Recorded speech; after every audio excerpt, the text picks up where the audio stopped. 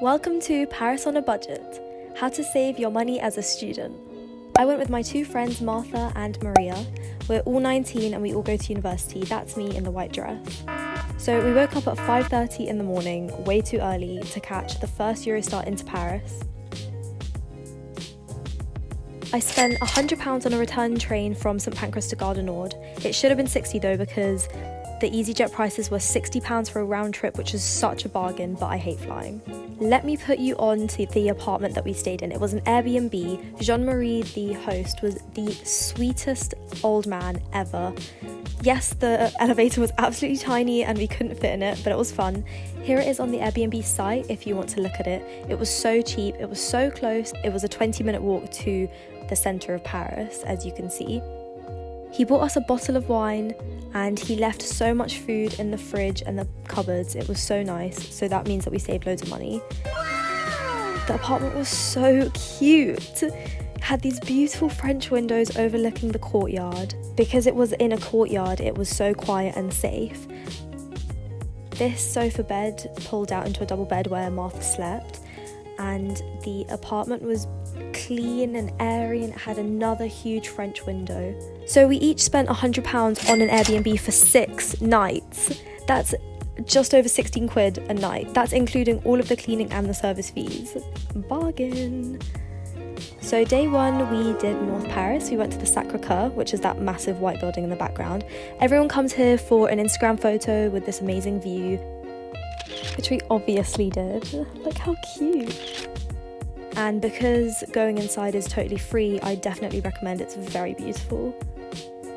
We then walked down the streets to the Moulin Rouge, which is another site that people go see.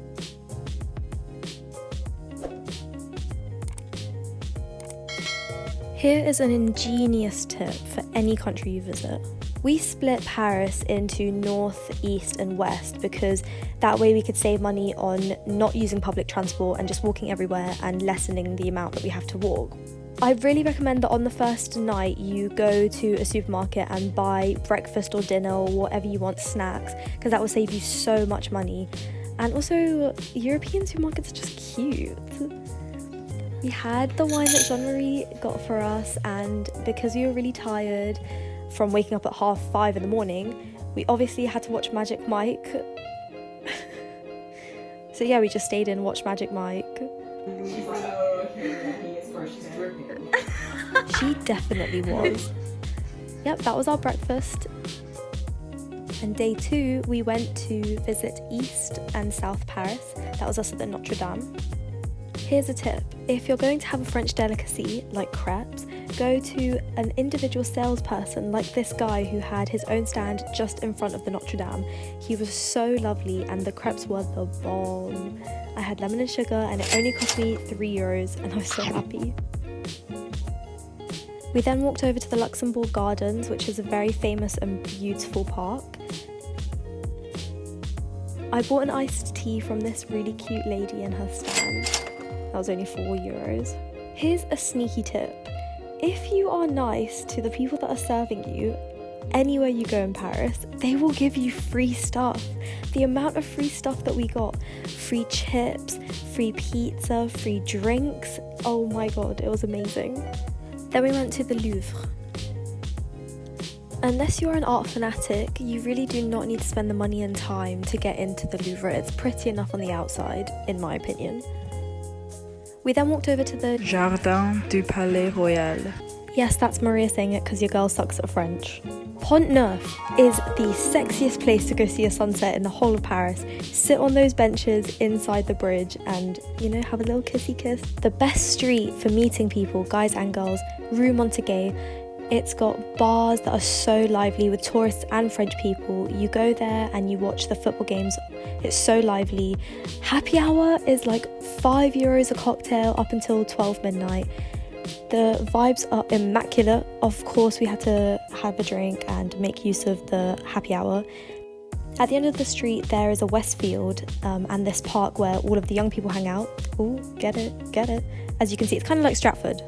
All of the young people go there, it's really fun. I so recommend this street. So day 3 came around and we went back to Rue Montague because obviously it's the best street. We wanted to eat at this amazing snail place that got recommended to us, L'Escargot Montague, but it was closed. So we went elsewhere. We walked down the street past these amazing fresh fruit markets, which were so cheap and so good, to Le Clou de Paris, which was a really lovely restaurant just past the Notre Dame on the other side of the river. All of this eating is outside, and I remember eating there 3 years ago, and I remembered that it was so good, so I really recommend Le Clou de Paris next to the Notre Dame. We ordered escargot snails, which is a delicacy of France. Everyone has to try them when they go there. They come in amazing garlic sauce. Yes, I'm dramatic, but they were really good. We only spent €20 on lunch, snails and drinks, which is only £18. Guys, hear me out. A boat tour over a bus tour any day. They're so much cheaper. There's no traffic, it's not smelly, the breeze is flowing through your hair, you get to see everything. We only spent €10 on a 1 hour boat tour. That is such a bargain, and it was educational.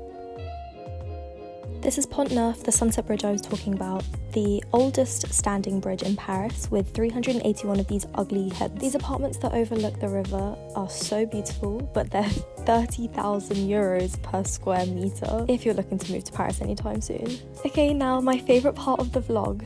To make your trip extra special and look hella impressive to everyone, go to a Peng restaurant. This restaurant was at the top of the Georges Pompidou Art Gallery.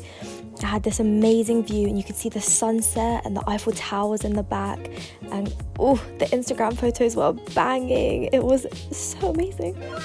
Obviously it was really bougie. The waiters and waitresses were so nice.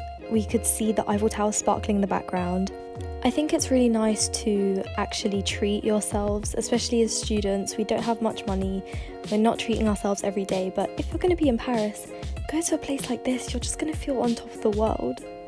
Also, again, be nice to the waiters. You get free food.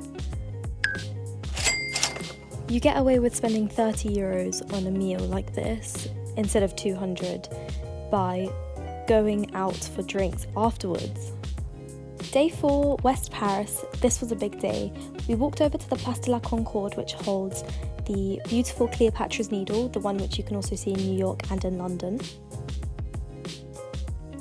It has these beautiful fountains. So Cleopatra's Needle, placed here in 1833, has hieroglyphs going all up it for those historians. See where Madeleine cakes are from?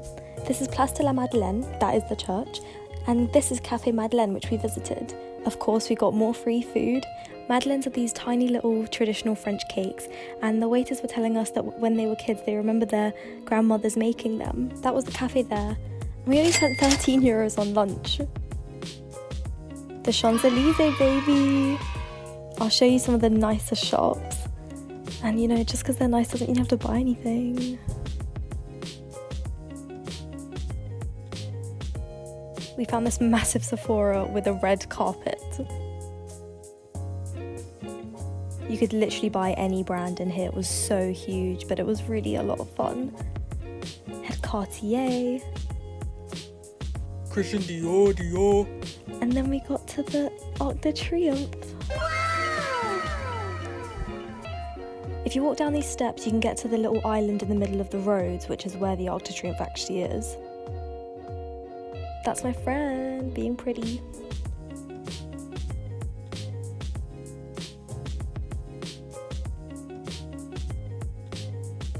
Under the Arc, there is the Tomb of the Unknown Soldier and the Eternal Flame to commemorate the dead who were never identified in World War I. We were lucky enough to see the ceremony going on and a couple of war veterans. Our last stop was walking down to the Eiffel Tower. Very, very pretty if you ask me.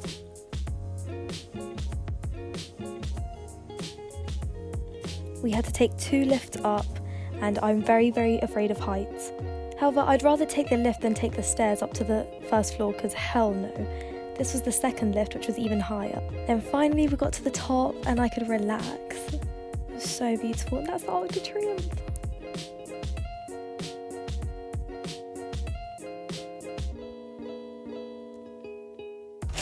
The youth ticket costs €13 for the lift ticket. It's a lot cheaper if you take the stairs, as shown here. Obviously, it's different rate for adult. 50 on champagne. Of course you can spend €50 on caviar and champagne at the top of the tower. This is one of the original staircases that led all the way up to the top. Glad that there's a lift now. Day 5 was food day. We went to Le Marais, which is the food quarter, to get French pastries, as we should.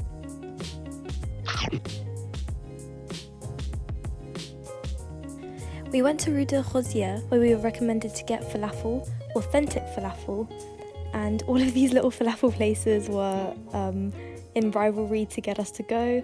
Look at the size of those wraps! Taste test.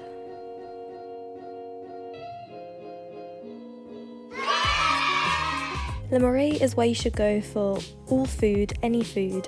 It is the food quarter. I highly recommend. Thank you so much for watching. Please subscribe for more tips and tricks.